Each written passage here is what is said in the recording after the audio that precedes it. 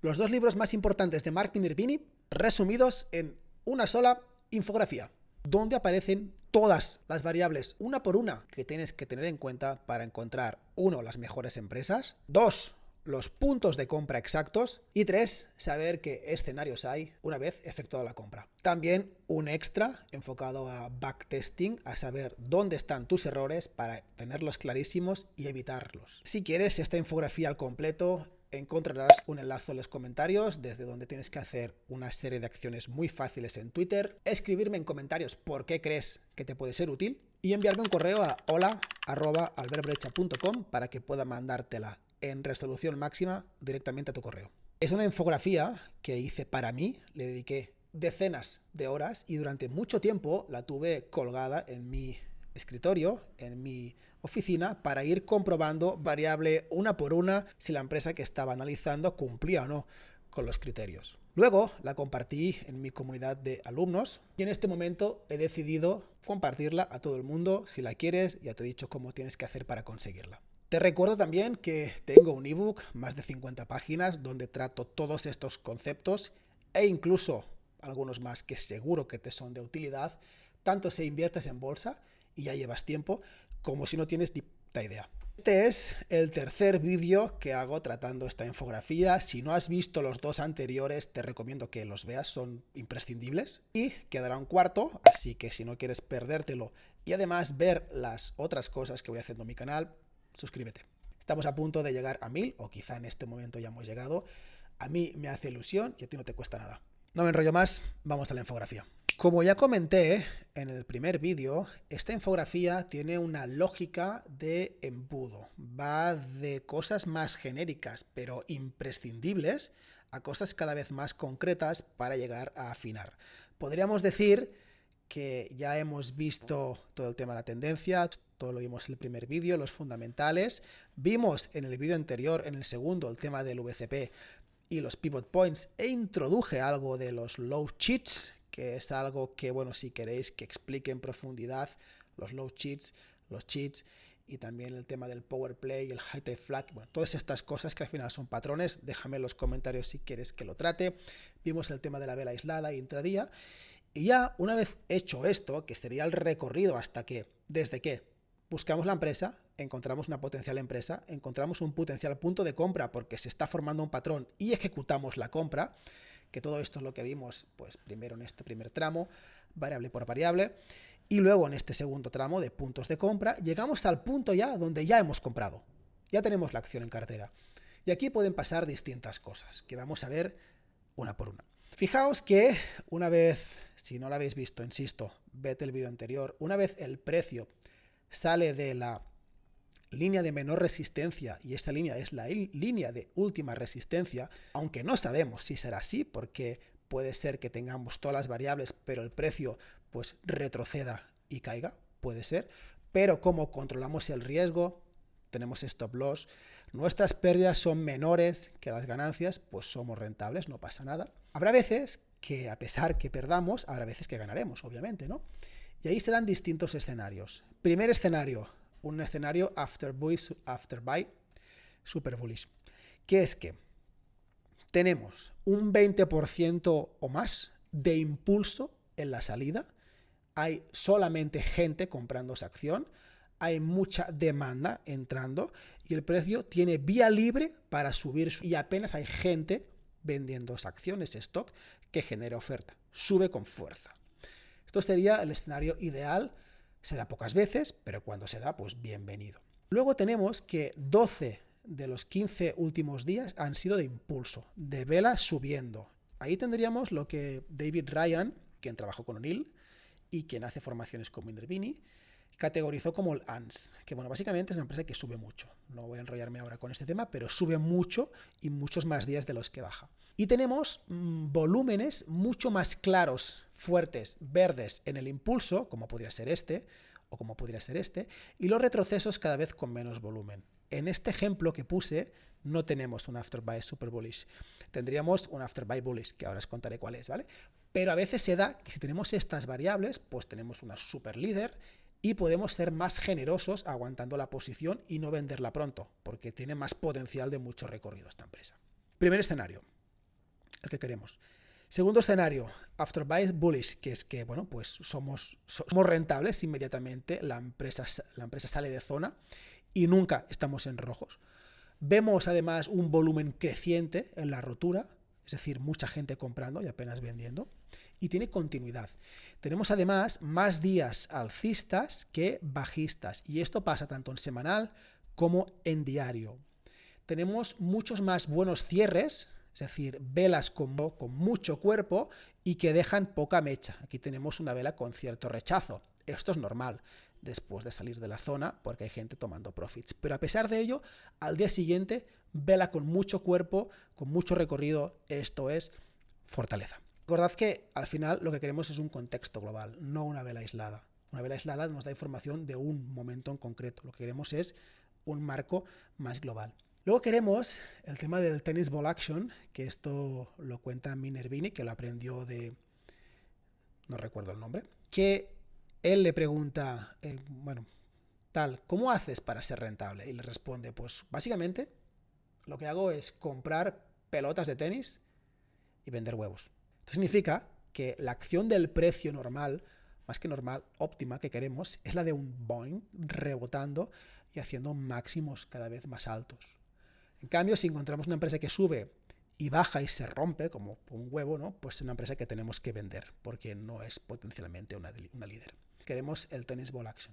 También queremos volúmenes más altos en el impulso, o sea, más grandes físicamente, que serían más fuertes, que en el retroceso. Esto hace que sea un movimiento más válido de la acción del precio que si tuviéramos volúmenes bajos. Lo que importa es el precio, pero el volumen valida. Puedo hacer un vídeo hablando del volumen, con una analogía que siempre uso de Anna Kulin, de un libro que leí, que compara el volumen con una subasta. Si queréis que lo haga, porque puede ser útil, dejadlo en los comentarios, ¿vale? Fijaos, primer escenario, que sería el after buy super bullish. Segundo escenario, after buy bullish, que también es bienvenido. Y luego tenemos un escenario que se da a veces, pero incluso, lo que decía antes, a pesar que se dé más veces la pérdida que la ganancia, si somos capaces de aguantar estas subidas y tenemos más recorrido alcista que bajista cuando perdemos, podemos ser muy rentables, Pero bueno, a veces se da. ¿Cómo podemos saber que tenemos después de comprar una señal bajista? El volumen es más bajo la rotura, es decir, no tenemos una salida de zona como aquí con un volumen que es más grande que el de la media inmediata. Tenemos un volumen, el precio sale de zona, pero el volumen es bajo y ahí mala señal. Luego, el volumen es bajo en el impulso. Cuando el precio sube tenemos un volumen bajo y es alto en el retroceso. Cuando el precio retrocede, el volumen es más alto que en la subida. Mala señal. 3-4 días de mínimos. También mala señal. Más días bajando que subiendo. Muy mala señal.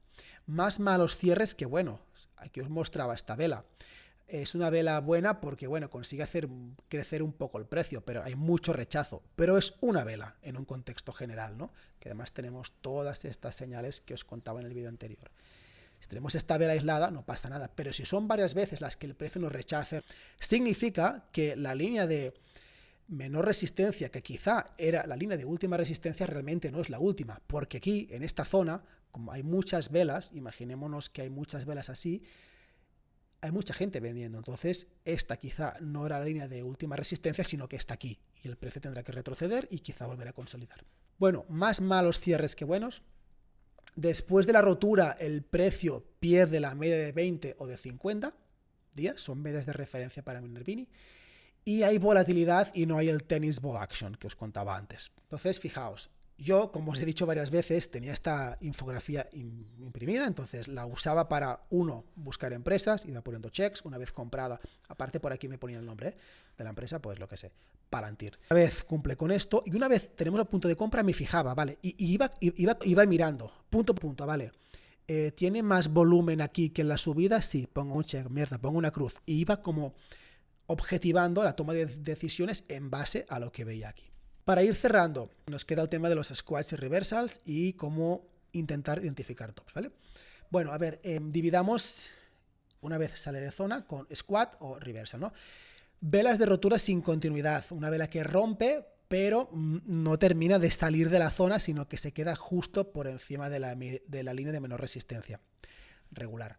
Mínimo, si la vela sale de zona y nos cierra por encima del 50% del cuerpo de la vela, pues puede ser buena señal. Bueno, podríamos ser más generosos, ¿vale? Pero si supongamos que tenemos esta vela, que siempre la destaco, ¿vale? Aquí.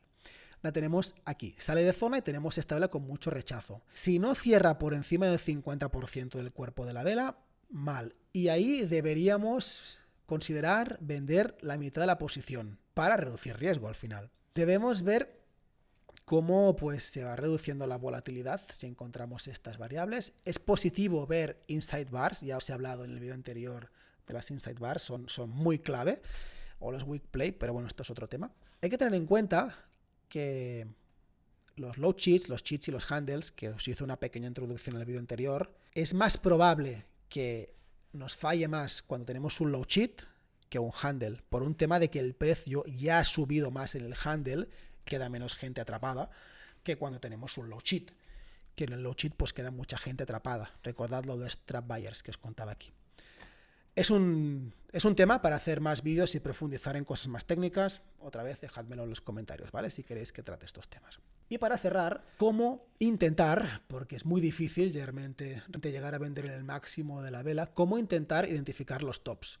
Bueno, esto también daría para varios vídeos y de hecho es algo que suelo tratar en las mentorías que hago con mis alumnos o gente que no es alumna mía, pero el tema de las bases de O'Neill, entender, y esto se relaciona con esto que os contaba aquí en el primer vídeo, la cantidad de tiempo que lleva subiendo la empresa. Si es una primera rotura de Stage 1 a Stage 2 y tenemos una base larga, no es lo mismo que si una empresa ya ha subido mucho y estamos más en un posible momento de euforia. Porque ahí quizá lo que nos encontramos es un Stage 2 a Stage 3, porque tenemos cada vez más volatilidad, tenemos un momento del precio más errático, menos ordenado, más caótico, menos previsible, o tenemos una vela de rechazo, pues hemos subido mucho, pero llega un momento en que tenemos una gran vela que envuelve roja todo lo anterior, más grande que lo anterior. Si aparece esta vela después de varias consolidaciones, pues mala señal. En el primer vídeo os hablaba del PER, que es un indicador hiper mal usado, y de hecho, sí, bueno, da igual, iba a extenderme contando que en una de las conferencias que di me criticaban Nu Holdings porque tenía un PER alto y me decían que, bueno, pues que estaba más cara que Tesla, ¿no? Yo les contaba justamente esto que os conté en el vídeo 1. Pues Nu Holdings triplicó su precio desde ese punto a pesar de ya estar cara. ¿Por qué? Porque los fundamentales llegaron después. Pero cuando tenemos una expansión del PER y el PER empieza a subir de forma pues, muy abrupta, acompañado ya de muchas bases en la acción del precio, puede ser una variable a tener en cuenta para plantearnos vender. Luego, la acción climática del precio. Esto lo aprendí muchísimo con Oliver Kell. Cuando estamos en las partes altas del precio, llega mucho momentum, mucho volumen, grandes recorridos, pues es probable que estemos en el top y ahí tenemos que ser generosos con la venta.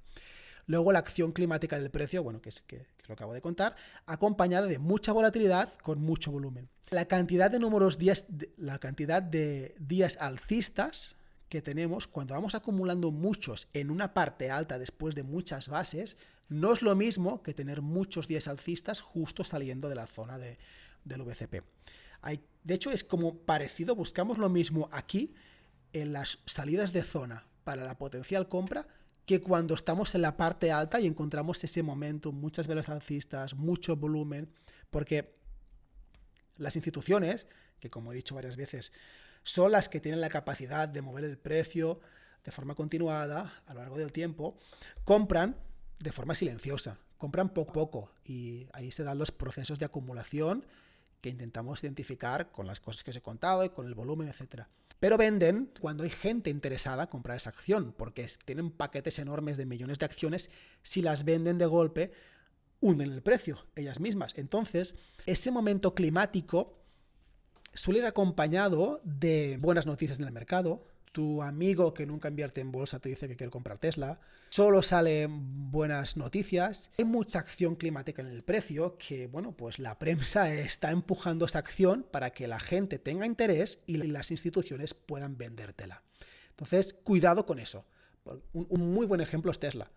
aunque Tesla en este momento a medianos de agosto del 25 puede ser que esté interesante porque está haciendo mínimos crecientes y tiene fuerza relativa, y a pesar de que salen malas noticias lo está haciendo medio bien. Cuando hizo techo justamente pasó esto, buenas noticias, todo el mundo hablando de Tesla, to the moon, pero ya había acción climática del precio y eran las instituciones ahí vendiendo. Bueno, que me enrollo.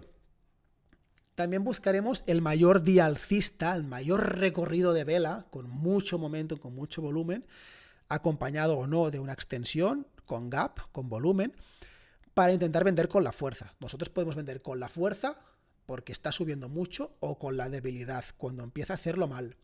Entonces ahí, pues cuando veamos fuerza o debilidad, que serían reversals, mucha vela roja envolvente con pérdida de medias importantes, o tres mínimos crecientes en semanal, también plantearíamos vender, pero esto es debilidad. Yo me inclino más siempre a vender con la fuerza, o al menos una parte, porque al menos, bueno, si sigue subiendo, genial, porque te queda un trozo, una parte de la posición, y si baja, pues suerte que vendiste, ¿no? Pero bueno, si queremos vender con la habilidad, tres mínimos más profundos en semanal, bajada con mucho volumen. Fijaos, ¿no? Que lo que os decía un momento, que esto, el afterbuy super bullish, que aquí es ideal porque estamos en una líder. Si la empresa supongamos que sube subiendo, ya ha subido mucho, donde yo estoy por aquí, pues, y encontramos estas características, es probable que toque vender, porque es lo mismo que buscamos aquí, pero las partes altas. Luego, mira lo que os decía, ¿no? Que el institucional vende cuando puede, no cuando quiere, porque necesita oferta.